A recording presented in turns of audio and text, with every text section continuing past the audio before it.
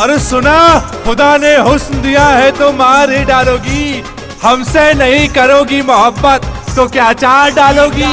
जगाई हो ऊ लड़की पटाई हो, जे लड़की पटाई हो तू चप्पल भी खाई हो, जे लड़की पटाई हो तू चप्पल भी खाई हो। दिन में सपना देखल भुला जा, हम पटना के हैं, पटनी वाली ना हैं।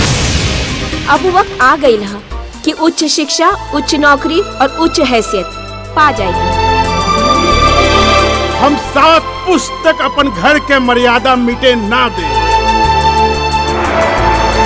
अगर आपके सपना पूरा करे के खातिर हमरा भगवानों से लड़े के पड़ल ना तो हम लड़ जाए।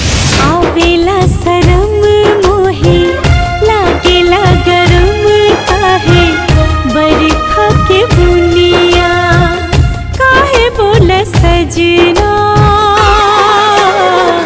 काहे बोला सजना। इतना बड़ कंपनी के ऑफर है। की कहता कि एगो पत्नी, एगो औरत engineer, police officer, doctor, collector ना बन सकेली। बिना दुपट्टा तू घुमा ना गोरी पहिल उठानी में, इही गाया जिला बालई का लूट ली है जवानी में, ई गाया जिला बालई का लूट ली है जवानी में। इतना मेहनत से यहाँ पहुँच लूं, आपका तोड़ देबो अपन सपना के। हम तो तहरा के सलूटे करके खुश हो जाए।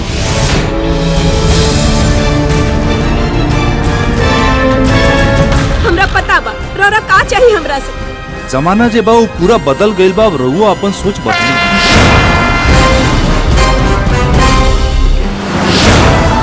अगर नारी ठान ले तो अपन परिवार, अपन समाज, अपन देश, अपन सबके किस्मत बदल सकेली।